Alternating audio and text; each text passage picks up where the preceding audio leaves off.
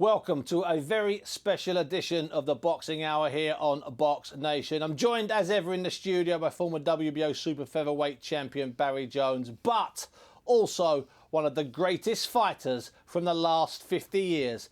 Mr. Evander Holyfield is in the house. This, ladies and gentlemen, is the main event of the evening, live and exclusive on Britain's new home of boxing, BoxNation.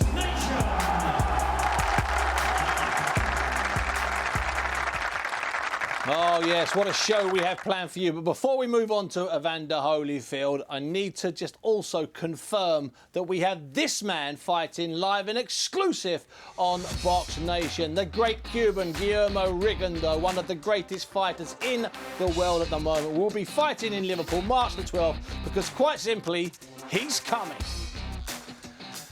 Well, that's Rigondeaux. There's only a few fighters, really, that could upstage Rigondeaux. One of them, or two of them on the sofa, got to be nice. Barry's obviously here. Evander, it's a delight and a pleasure to welcome you to my BoxNation sofa. First of all, why are you in Britain? Why are you in London at the moment? Right now, I'm here for RealDealBet and for the casinos. So that's one of the things that you're associated with at the moment? Yes. And we'll have a little look at one of their little promo films in a moment. But I've got to ask you this. You look, and he looks, Barry, well, he looks 10 years younger than he is. He looks absolutely, you look fantastic. How have you been health-wise? You been good? I'm good. It's easy to maintain and rebuild. You got to bet on yourself. Now, a little bit later in the show, I'm going to be reading some of the questions that the listeners, or sort of viewers, have sent in. We get hundreds and hundreds in the last few hours, and I've whittled it down to 5 or 6. But I want to ask you some questions about your early career, because I think sometimes when I see you interviewed, everyone talks about just the one fight, the bite fight with Tyson, and then they ask you about modern heavyweights. I don't really want to talk about modern heavyweights. We'll talk about Tyson a bit later on. I'd like to talk, because he belongs, Barry. 30 years ago this year, you won your first title against Dwight Muhammad Quarry over 15 rounds. And if I'm not mistaken, you ended up in hospital that night. Sure did. It was a very tough fight, and my 12th professional fight. Did nobody think I was going to win. They thought I was going to get knocked out. I didn't come there to get knocked out. I came to win. And so it's a 15 grueling rounds, and the referee said the winner, I was the guy. Was that one of your hardest fights? I know it was so early in your career, and after that there were dozens and dozens of hard fights. Some you won, some you lost. But I must admit, I read a few times that you consider that to be one of your hardest fights, if not your hardest fight. Well, that was the toughest fight. One reason, because I didn't have that much experience, and another reason, I went 15 rounds. And they cut it out after that. They cut it down to 12. They do the right thing, cutting it out? I think so, because it didn't make no difference whether you get knocked out, fall out. 15 rounds is 15 rounds. It's tough. 1 hour. Yeah. And that was at Cruiserweight. You eventually, having fought at Cruiser, taking care of all the cruisers, you move up to heavy. And the first time I saw him in the flesh, was 1989. And it's a fight that gets completely overlooked. And you're fighting a guy that was born not a million miles from here, where we're sitting right now, Alex Stewart, who I think was 24-0 with mostly knockouts. You went about 7 or 8 rounds of him. It was brutal when it landed. And the first question for you is, why would you fight Alex Stewart at that stage? Why? Well, I felt to be the best, you fight the best. And so I wasn't afraid to take a chance. I'm telling you, it's almost like betting. You bet on yourself. You bet that you can win. So, I'm willing to put everything on the line, and I did. Barry, when you first remember Evander moving up from Cruiser, okay, because Tyson was a ruling supreme at that time, did you think that he was going to be too small at that early stage, 89, 90? You've got to be honest, it wasn't, because that was the start of the giant heavyweights, wasn't it, really, and you just think that Evander's known for his condition. He's always in tremendous condition. He was a modern trainer, brought real modern techniques into the boxing, I feel, in many ways. But you did think that of all the durability and strength and all the good qualities you had, just boxing those guys who were 6'6" was always going to be an uphill battle. But he just showed that perseverance and and condition him, just walk through him, and you broke hearts. That's what you did more than anything. At that stage, Evander, you're taking care of Alex Stewart, which was a 50-50 fight, to be perfectly honest with you. You're moving forward then. Who were you looking at? Who did you think that you would end up fighting for the world title in 1989? You're looking forward. Who did you think were going to be your great rivals then? Can you remember? Tyson. Everything was about Tyson. And everybody counted everybody out. The whole big thing, and, you know, my mother used to say things like this. She said, son, you can't wish a good guy away. So don't think the toughest guy gonna just fall out. It don't happen that way. And she was right. Because you'd had a run-in with Tyson, hadn't you, at the Olympic camp? Because there's all sorts of myths about that. Tell us exactly what happened at that. Well, the thing is, Tyson and our Olympic team was so tough that Tyson and we were both on the losing squad. So you know how tough that was. You pair of losers. We were losers. So we trained second, and we worked out, but everybody like, they ain't gonna never be nothing. And so, you know, they had the reigning amateur world champ, all of them on the winning team. And, you know, I tell Tyson, me and Tyson buddy, I say, look, man, they don't care nothing about us. We number 2, man. We got to whoop they behind. So, you know, Tyson knock out his sparring partners all the time, so he ain't have no sparring partner. I said, you want to spar? He said, man, you know, you my friend. I don't want to hurt you. And, you know, I was kind of offended by it because he was 17. Yeah. I'm 21. So you were a man. I'm a grown man. And he's a baby. And I tell him, I said, look, man, she ain't got no license to do nothing. What you talking about? You hurt me. Like this, I said, do you want to, and, you know, I told Kevin when I said, y'all want to spar or not? So, you know, eventually we get in there and they said, well, you know, Tyson's strong, man. Well, you know, I'm just letting him use his left hand. I said, all right, then he gonna need both of them. I get in there. And, this is Colorado Springs. This is the training camp. Yeah, we get in there, and, you know, and I get him in the corner. You can't get out. Yeah. And so the Olympic coach, Pat Nappy, said, stop this thing. They gonna get hurt. Like this. And so you know, so they stopped it. So Tyson said, you good. I said, man, I ain't good. You the one good. You're a kid, man. I said, you're a kid. I'm a grown man. Because, you know, I grew up and I'm the youngest. Yeah. And everybody always remind me, you just a kid. Ain't no make a difference because you're a kid. They keep you in your place. So, you know, in my mindset, you know, he was 17 years old, and I was going to let him thinking that he going to rule me. Now, he didn't overcome the number 1, but you did overcome Womack, who, of course, was a great fighter. I think we fought him, 6 times. Yeah. You did overcome him in the end. Well, at the end, Womack was ranked number 1, and he amateur world champion. And which was rare. Yeah, because Howard Cosell already said he going to be the gold medalist, you know. So now, you know, and Howard Cosell would let me know, say, you know, you can't beat Ricky Womack. And I asked Howard Cosell, I said, Dan, if I can't beat him, then why he ain't go to the Pan American game? He said, I don't know why. I said, he looked at me and said, oh, he lost against you twice. I said, yes, he did.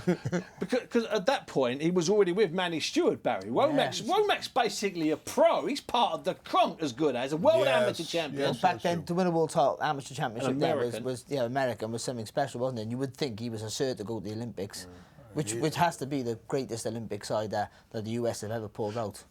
But not for you. Not a great Olympics for you. You bashed up my friend TJ Akai from Ghana, which I've still never really forgiven you for.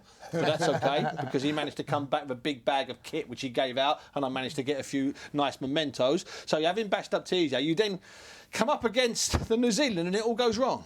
Well, you know, the thing is, when I look back, things happen. Yep. And my mom always told me things happen, good and bad, to good people and bad people. So you have to be thankful. Yeah. So what happened is just the fact is that I knocked everybody out. Yeah. And the last person I knocked out, they say I hit him on a break. And everybody know good and well, I did not hit him on a break. Now, he kept trying to keep me from knocking him out. He kept holding, he kept holding. He didn't want to get knocked out. That one. And when I spoke with him, he said, I just didn't want to get knocked out, man. He said, you know, you a good fighter. I was going to be the one that survived. And so he grabbed and kept holding. And one time he went to grab, I catch him with a left hook. That was it. Bam. And, you know, and that meant he couldn't go on either. What? That's what I'm saying. So chaos. You end up, he get the decision and all this, but I thought they gonna let you back in. Yeah, we're in the United States. Yeah. So I'm thinking, ain't nowhere in the world. When they do this, they just gave me a little publicity. Eventually, they'll say, especially because Kevin Barry said that it was a fair punch, didn't he? You know what? I wish we had 5 hours to do this, but we're going to limit it to less than 1. Don't worry. Now, Evander's going to stick with us, Evander, obviously, because I'm loving this. We will get there eventually, and you guys that are waiting for you, we'll get to take you home. Don't worry. Certainly be by about, in a few minutes. Now, you talked there about catching left hooks and throwing right hands, and when I finish this next bit, I want you to tell me the best punch you ever threw, because this is the Rainham Steel Punch of the Month. The winner, yes, the winner. What a month it was, December. Let's have a look at it. And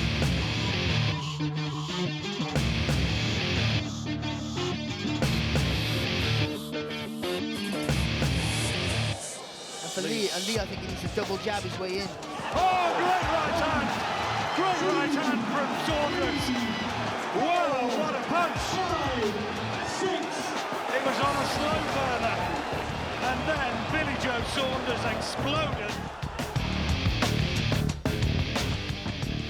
Billy Joe Saunders won it with that. That was Andy Lee, the guy that got knocked down. He got up to lose on points, who, of course, lived with Manny Stewart for years and years. What's the best punch that you think you've ever thrown, Evander? Single punch. I threw a left hook. And when I hit the guy, he flopped. What guy? I can't even. Guy from Texas, but he's from New York. Lou Savarese. Lou Savarese. He got up, you know, everybody thought he was dead. Boom! I dropped him, and he pops back up. What about a great punch you've landed where the guy didn't go down and you've had to stand back and go, damn, that kind of thing, you know? Well, I was accustomed to hitting people, and they didn't go down. That's a part of it. You know, the art of the game. If you hit them, they don't go down. Keep swinging. You know, but don't give up. just keep throwing. Yeah. Just keep. Now you mentioned this. You're here with this Real Deal, the bet. I think we got a little clip of that. We can have a little look at that now because it's only fair that we get. You know, you're here. We've got your time. We've got your ear. Let's have a little look at it now. A little reminder of what it is. There it is there, the Real Deal Bet. Now, the Real Deal Bet is the new betting site for the UK sports market. It's quite easy to go to. Go to www.realdealbet.co.uk. And if the Real Deal Bet is actually offering right now a 50% up to £100 bonus. So it's the realdealbet.co.uk.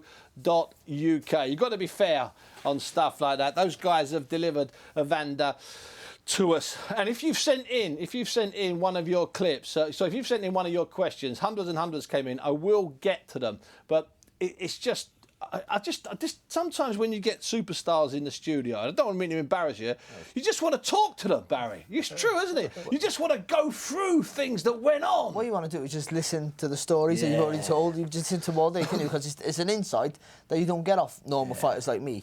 No, the great fighters, because to be honest, you didn't have a career that some great fighters had where they were just engineered towards titles and had easy fights. Even when you were Cruiserweight champion, you moved heavyweight, and he still had to go for people like Michael Douglas, which you had a right war with him. Anyway, what a tough fighter he was. You know, when you finally, because you were meant to fight Tyson in 1989, 90, and all of those years, and then whatever happened, and so many fights fell through. When you actually get to fight for the world heavyweight title against Buster Douglas, who'd done the job on Tyson in Tokyo, it's a big fight, and we're hearing all sorts of rumours that he's maybe not in the best of conditions. At what point in that fight did you realise that you could take him out, Evander?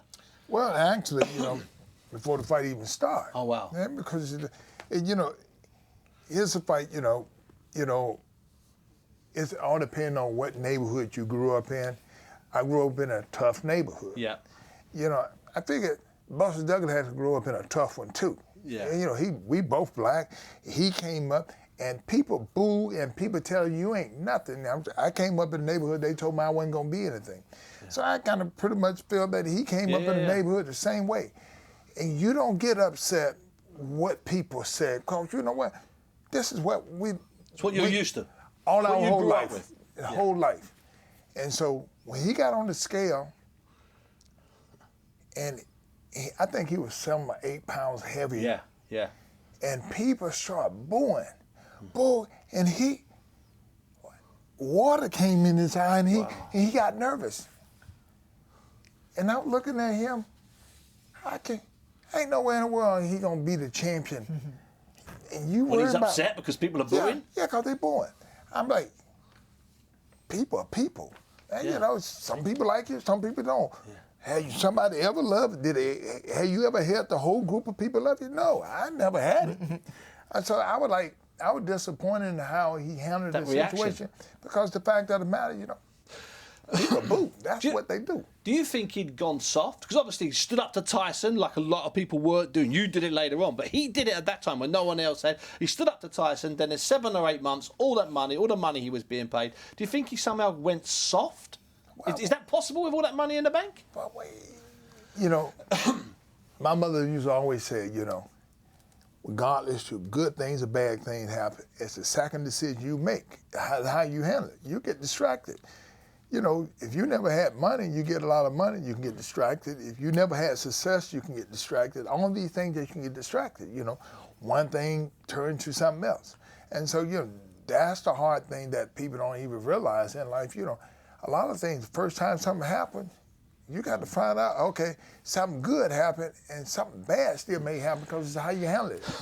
When you got the title, Evander, bear in mind, I don't even know the end of what part of your career that is. It's like the end of part 2 and there's still 12 parts to come or 15 parts to come. But at that point, when you're sitting up in the hotel bed in a Mirage with those belts on the bed, what did it feel like? Because you're finally there, you've been the Cruiserweight World Champion, you're now the World Heavyweight Champion. What was that like, Evander? Well, I thought it was going to be great. I actually thought it was going to be great. I actually thought, when I wake up in the morning, I'm going to be different. I woke up in the morning, found out I was still Evander Holyfield, and my work got harder. Everybody expected me to be something that I'm not. Oh, shoot. You know, I had people start criticizing, well, he ain't this, he ain't that. You know, this my whole thing is that, you know, and, you know, I felt that people started disliking, he think he this. How mad is that? Wait a minute, I'm like, how do I know you? I never knew you before. Now, everybody want me to know them by name and all this. Everybody want to be around me for what? You weren't my friend before I became champion. Now, all this expectation. And they think, and somehow, every time somebody come up to me, they want to be better than me. I said, but you probably is. I said, I box real well. That's it. Everything else, I'm not that good. That's why they didn't put no time in it. And it was amazing. Evander Holyfield's on my sofa here. The real deal is certainly being the real deal. And if you've missed it, we're just up to him winning the world title. He's woken up the morning after knocking out Buster Douglas. And guess what? He's still Evander Holyfield. He's still real and he's still on my sofa. See you in about a minute or two.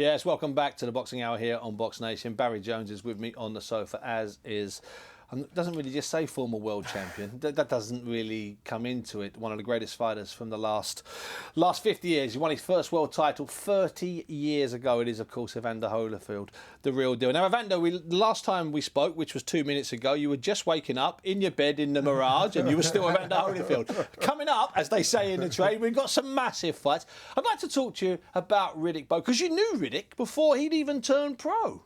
I sure did. When he was an amateur, we used to spar, and he was bigger than me then. And, I was cruiserweight, and he's 178 pounds, but man, he's big, massive, and he was determined. And this guy tried to knock me out. Yeah, really knock you out. He tried to knock me out even as a light heavy. But he didn't. I bust him up every day.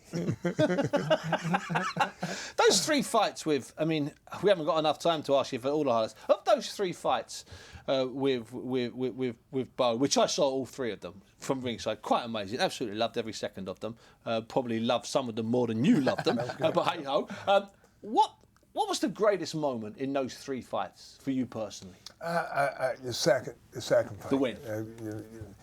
And the reason why it was is that because my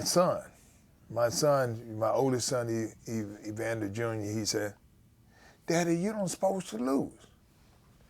I said, "Well, I gave my all and it wasn't good enough." And he said, "But you don't supposed to lose." I said, "Look," "you give your best and your best it ain't gonna be enough." And he was disappointed. And I told him, I'm going to go back and beat him. Why did I say that? I did not want to go back. So you owed your son. Forget the money. It was personal. So all of a sudden, and I was hurt that I told my son that, but I had to do it because I felt that if I don't do it, my son ain't going to never go back when he don't get it right. Yeah. And so you know what? I went and I got it right. And so my son still remember the day that, you know what, when things don't go well, you got to go back. Regardless of how many times you have to go back, you got to go back till you get it right. Now, just briefly, in the 3rd fight, the final fight, when you dropped him so heavily, did you think that was it? Did you think the Big Daddy Bowe was not going to beat that count at that second? I thought it was over. So did I. I thought it was over. And, he gets up. But what people don't realize, I had hepatitis, and the doctor told me, don't go in there. He said, Evander, your energy is going to go up and down. And it did. And I was looking at it, man, I can't lose $9 million. Getting sick 2 weeks before the fight. I need to get my money. And I'm talking about paying a price. I'm talking, and every time he hit me, it hurt so bad. So my energy would rise up and it drop. Rise up and drop. But this prophet told me that I was going to knock him down. And I just couldn't wait till I was going to knock him down. And he said, but don't change your mind. And when I knocked him down, when I got on, my energy dropped, and I was just resting on him and all this. And everybody said, kill him, man, hit him. I just couldn't get my energy up. In the next round, he catch me with a shot, knocked me down, and it was over. I was like, well, wow. It's something that's my first time ever been stopped. Yep. And, and I had to face it and said, wow, was it worth it? But Then we finally come to the 2 fights with Tyson. Now, what people tend to forget is that before the first fight, you'd been written off completely. There were calls, and I've got the newspaper saying that not only was it going to be a mismatch in favour of Tyson, but you shouldn't be allowed in the ring. You remember those headlines? Were you stunned by how you were just written off? You had no chance, Evander. Well, I came up in that bad neighborhood that they told me I wasn't going to be nothing in the way. So you'd heard it before. And so all my whole life, I realized that there's some negative people and there's some positive people. And so it just so happened there were more people negative and all this. And if people that tend to got negative this time because they looked at it as religion. They look at he a Muslim, Evander Christian, and I don't want a Muslim to beat a Christian person. Yeah. And so they made this thing like this. So I had people who were Christian just because they ain't believe I can win. They said, ain't no God in boxing. And so they said these things, and and it was but they have their opinion. And I had a good mother who said, son, it's not about somebody else. It's what you believe. So the whole big thing is that I would, it allowed me all of a sudden to say, look, I promise you I'm going to beat him. They ain't never heard me promise nothing. I said, I promise you I'll beat him. And everybody said, how in the world are you going to say that? I said, I'm just telling you. And when that fight came, I was just very confident that, whatever he do, I'm going to get him. Because I realized this. Tyson hit people, but Tyson don't get hit. No. And one thing that I knew, if you ever hit me, I'm going to hit you back.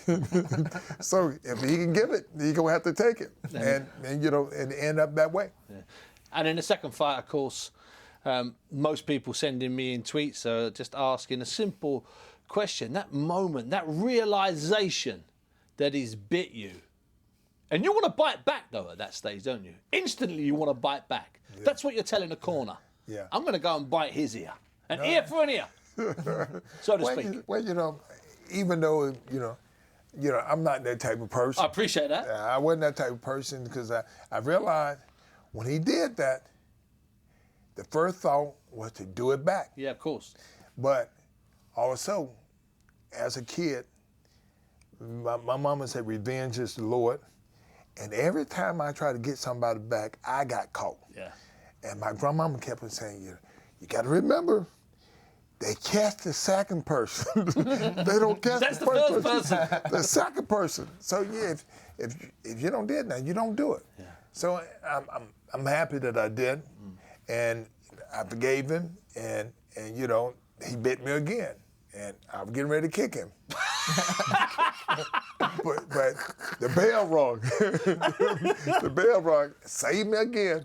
And then the fight they disqualified him, and in the point of coming out, I realized that in this fight, because my whole thing, I was upset. And God spoke to me and said, in this fight, it's not about you. It's about forgiving. People need to learn how to forgive. So, and I thought about, then it's flash, and God spoke to me and said, how many rounds did you fight? It's a 3-round fight. He said, how many rounds have you fought in amateur? I fought 12 years for 3 minutes. How much did you get paid for them 12 rounds? That 12 years boxing? Nothing. How much money you got for these 3 rounds? $35 million. If you forgive, you can keep the $35 million. Now, of course, you and him eventually did, but you solved your problems. And in fact, let's have a little look at one of your many solving the problem moments. I love this little film. I'm sorry, Evander. It's your ear. My ear. I kept that in formaldehyde. Thanks.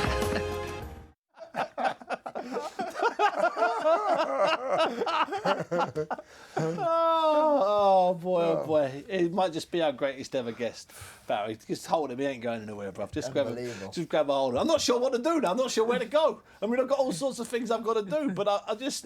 The biggest thing for me, obviously just being a legend, is how humble you are. Things like saying, you try your best and sometimes it doesn't work out. And for a great fighter to say that, it's such a lesson for all these young kids now watching. In 1999, we had 24 rounds with Lennox Lewis. Each round is like that. I'll be honest with you, I thought the second fight was closer than the first fight. It was a mad 24 rounds. Do you and Lennox get on like that? I know he hasn't had to deliver, send you your ear back. Well, with Lennox, see, with Lennox and I, it's kind of like a controversial thing because, the thing is that Lennox the only person that I ever let get under my skin. Yeah. Why?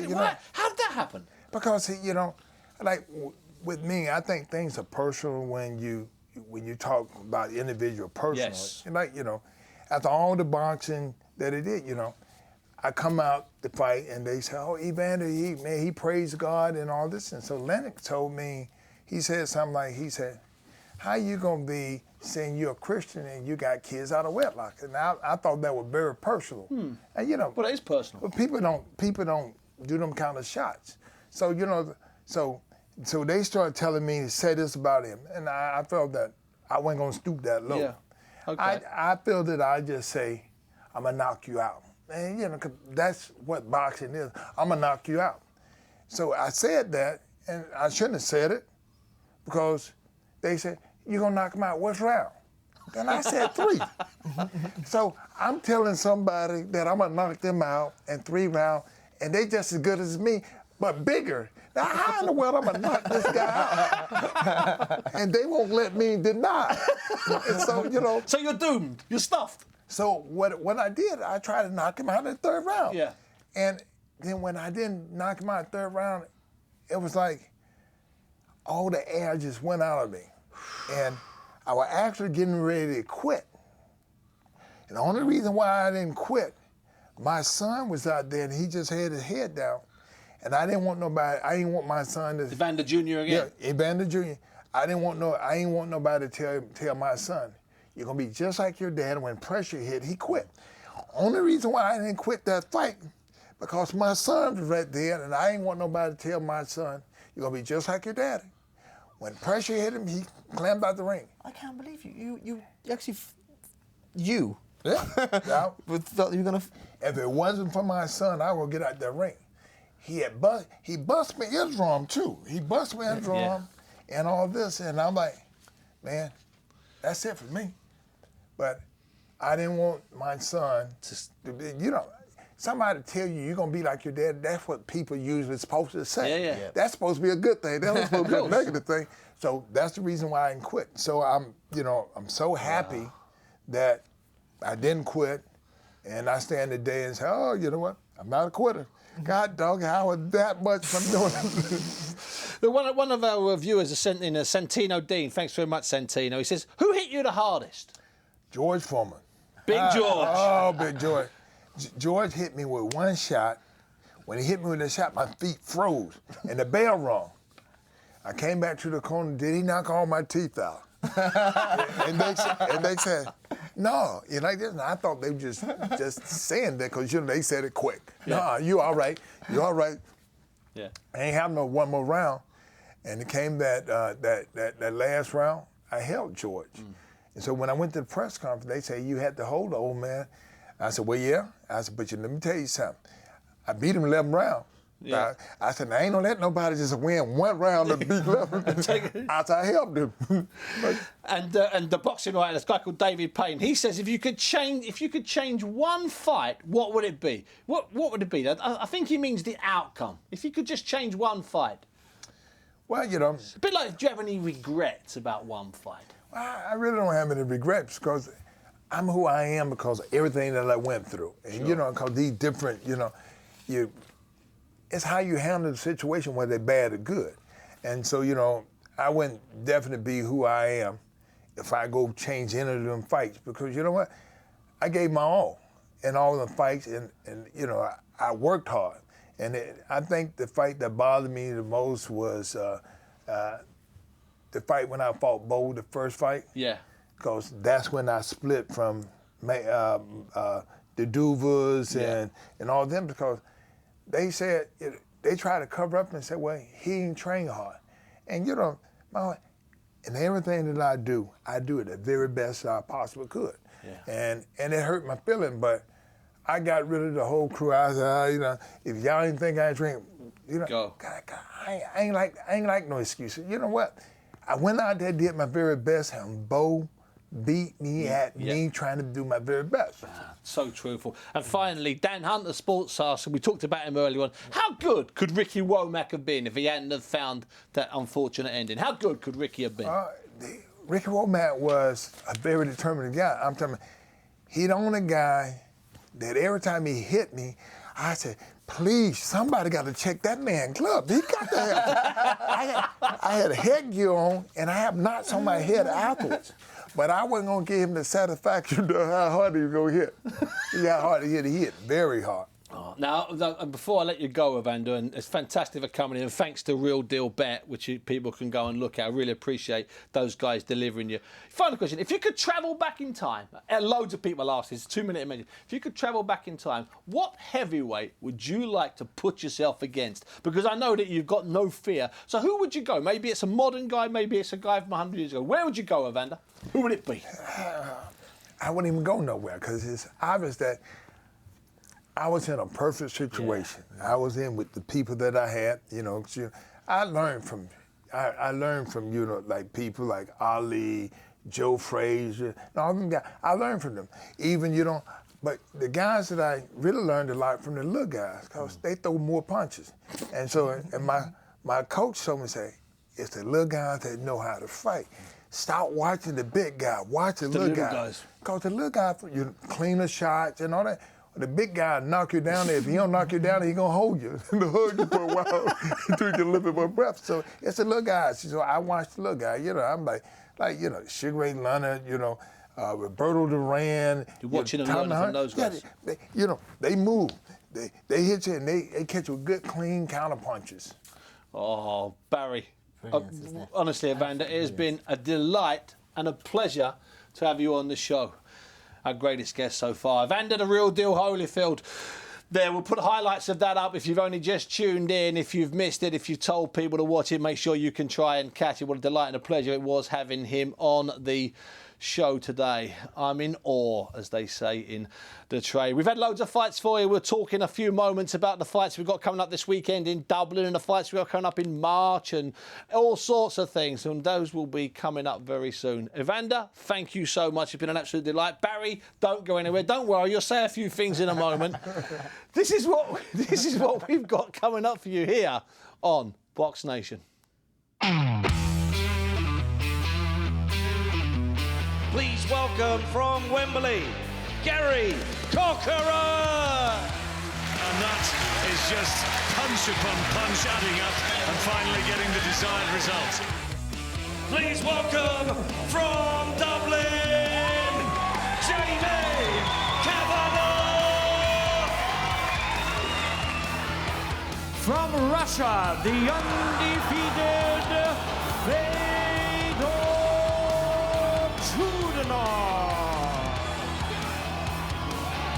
Hola, Kryptonite Afolabi. Look at that! That was a stunning shot. That left hook then when he was falling forward, that's what put him to sleep. Felix Verdejo.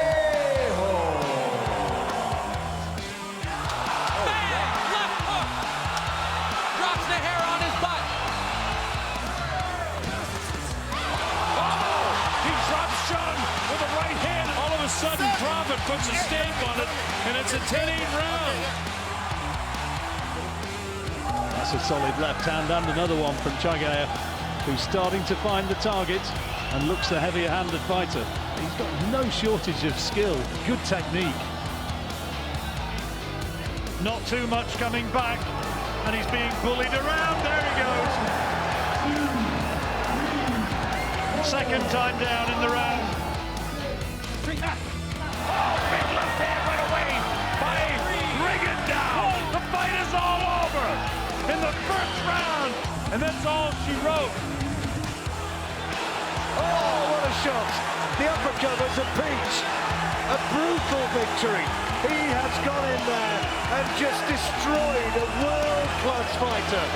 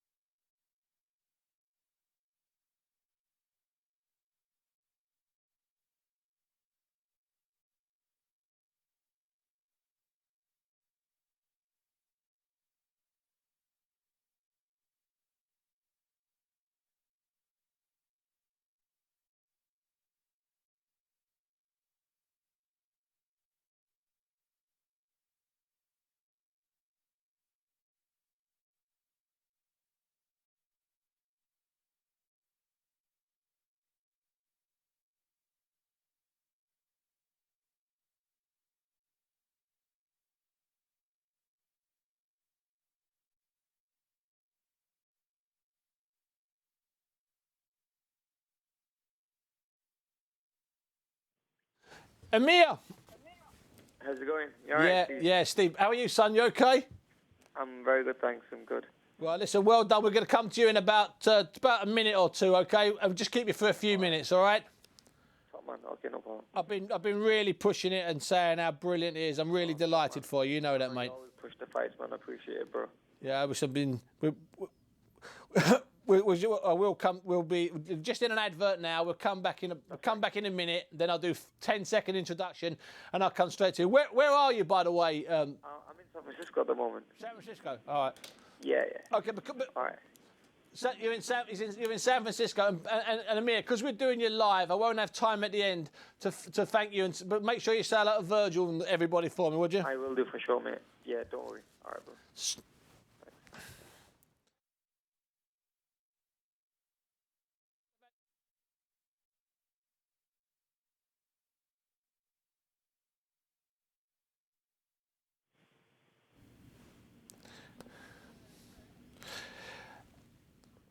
Amir, you still there?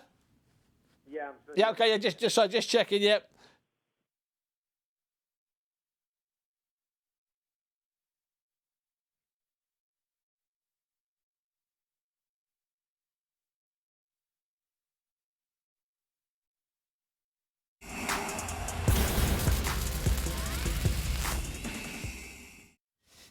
Evander Holyfield has left the building. Now, a couple of days ago, there was an announcement, a genuine announcement. It was like something from the 70s, 80s or 90s when fights were announced and people, us in the trade, us old, hardened, fat, bald-headed cynics, we went, wow. And the wow was because on May the 7th in Las Vegas, Saul Canelo Alvarez will fight Amir Khan. Nobody saw it coming. It was brilliant. And it's a delight and a pleasure to welcome, live from San Francisco, Amir Khan. Amir, first of all, thanks for joining us. And let me ask you this question, quite simple. How did you keep it secret?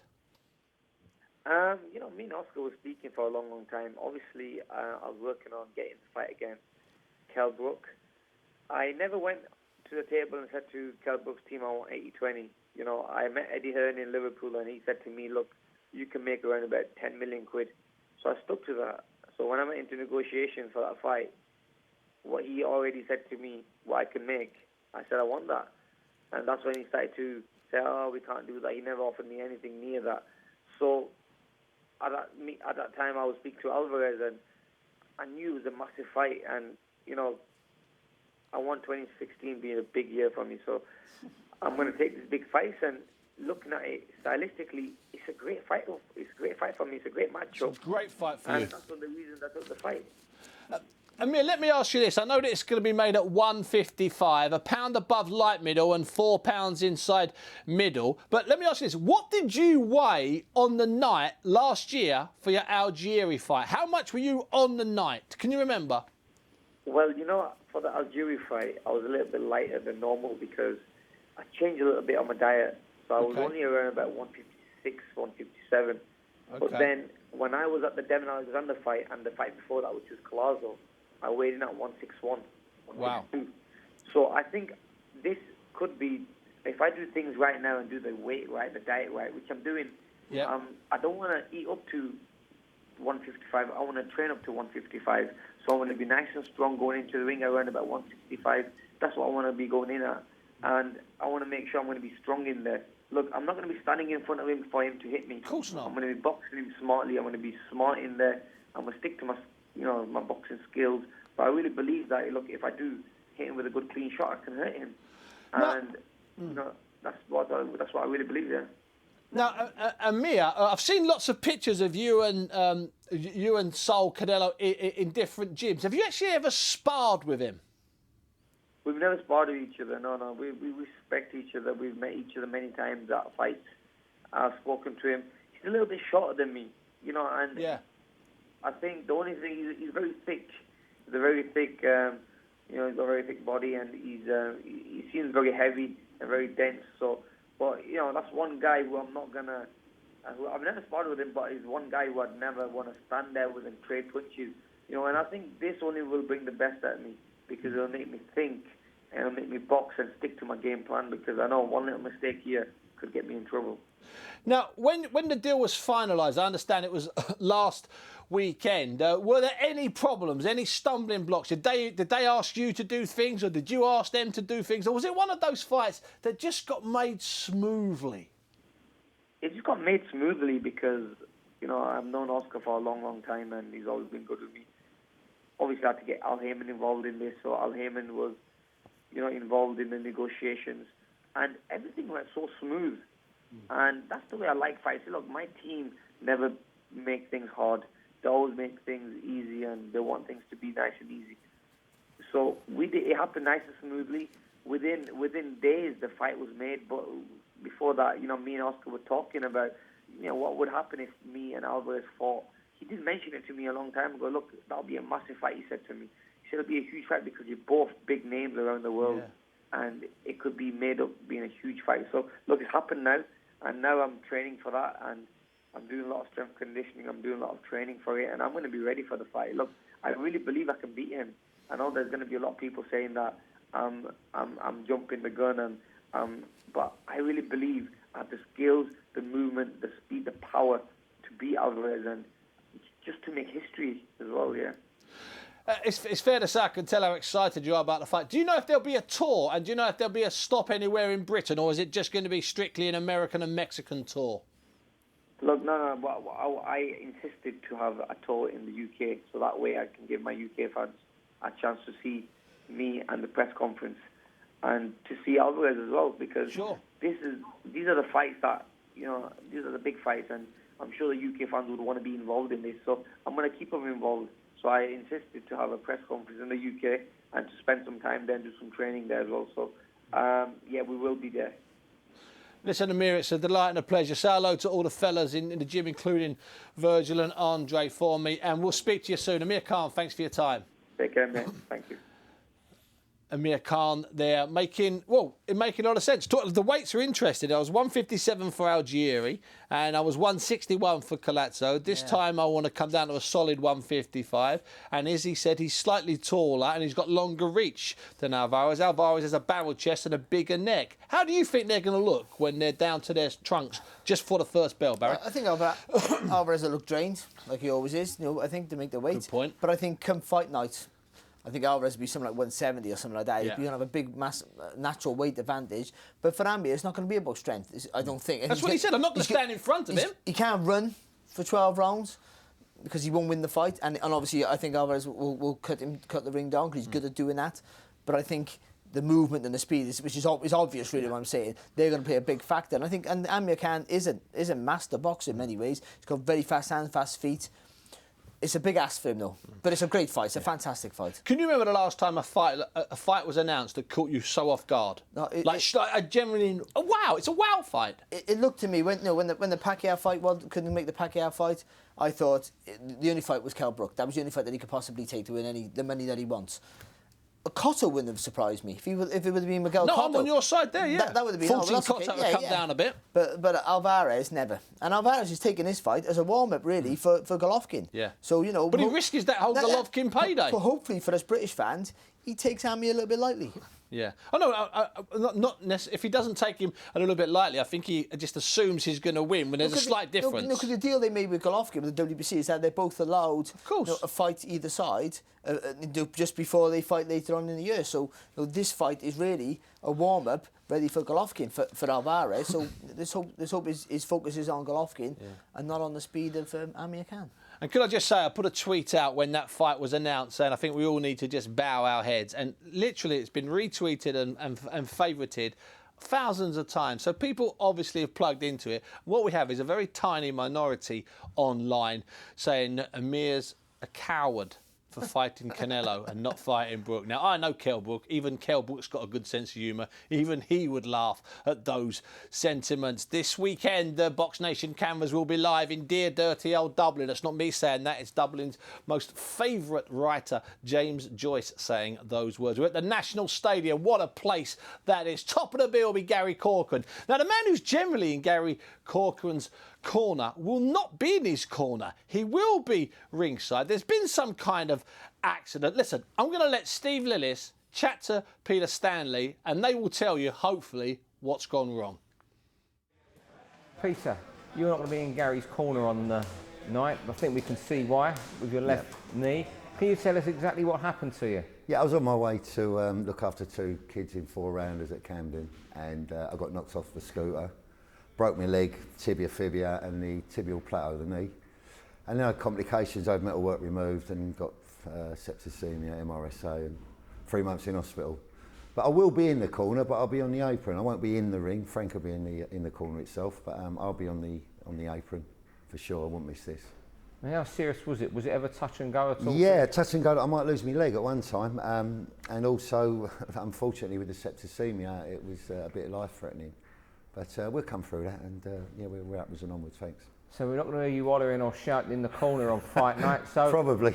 Have you still been getting around the country with Gary though? On crutches, and we certainly have. Yeah. Well, originally we took the Selkirk fight, so it was ideal to have Tommy Langford up in Birmingham because of his size and the way he boxes. Bradley Skeet. So we started with those 2, and then unfortunately Mr. Selkirk's had to pull out for the 2nd time, and we decided to carry on because I booked Gary to spar with Kell Brook up in Sheffield. We went to Team GB as well, and he's been sparring really well, and if he boxes like he's been sparring, you're all in for a shock. I mean that. We've taken a little bit of the fight out. He's a bit more educated now, a bit more thoughtful about his work. I'm very pleased with him. And Danny Butler, what sort of threat does Danny offer? Danny's a big threat. I mean, let's not get it wrong. He's ranked 5th in the country for no reason. He's lost to Barker, he lost to Martin Murray in a prize fighter. I mean, 2 very good fighters. Been around a long time. I've watched him a few times, and he's not spectacular at anything, but he's not bad at anything either. So he's a good all-round pro, and that's off for him to take in this fight. I think it's a cracking fight for the public and for the press, to be honest. And a big step up for Gary. Big one. Oh, let's not get it wrong. This is Gary. He's going to be the underdog. Here, I would have thought on paper, but you know, whoever wins this can look forward to bigger and better things. And would that be Gary? For sure. I'm confident in Gary in beating Danny Butler. Although I can see that Danny's going to say the same about Gary. But I think it's a great fight. Let's not have it wrong here, Steve. This is the 3rd big fight that Gary's been in. I mean, Rick Godin's 23-0, Rick Skelton 13-0, and Danny Butler's 25-5. I mean, there's not many other boys in the country who take those 3 fights. So it's a big fight, yeah. And after this fight, what's the target then? Well, to be honest with you, the door's open then, either for British and Commonwealth, or hopefully for WBO ranking. Who knows, you might get a shot at Liam Smith. But I'm sure we'll have either one. Yes, old moped Peter Stanley, he'll be there. Gary Corcoran, top of the bill, Danny Butler. That is a very good fight. Jamie Kavanagh, Antonio João Bento, also on the bill. Romeo Romeo, Stephen Ormond, and a kid that Barry and I particularly like, Phil Sutcliffe. Anthony Fitzgerald, the middleweight, also on the bill. That's live from 7 o'clock. 7 o'clock on Saturday. Live and exclusive here on BoxNation in association with the MGM from Dublin. Barry will be out there and the boys will be out there. I'm having a weekend off, putting my big fat feet up. What a show we've had. Now, we announced this. We've almost forgotten it.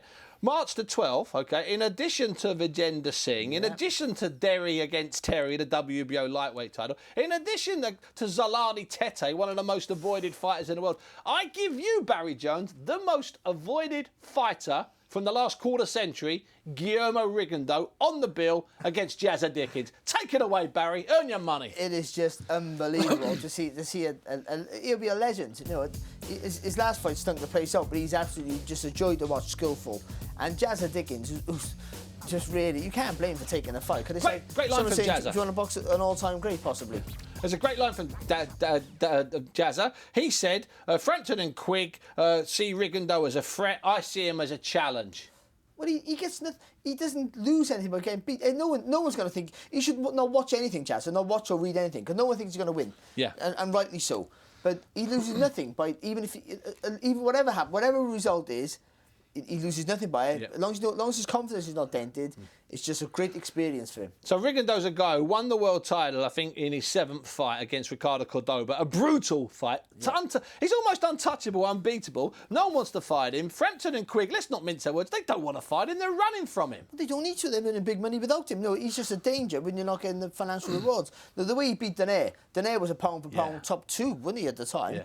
And he didn't play with him. But he controlled him quite comfortable. Forget the scores, he wins it comfortably. Yeah, he does. And you think that, should have elevated him into superstardom, but he's too good for his own good. Oh, Barry Jones is here. Earlier on, Evander Holyfield was on the sofa. Evander and Barry were world champions at the same time. Guillermo Rigondeaux is going to be on BoxNation. We're live from Dublin at the weekend. What a show it's been. But I'm going to leave you with a little word from the man who sat on the sofa. This is Evander Holyfield talking to you. Hello, my British fan. The real deal.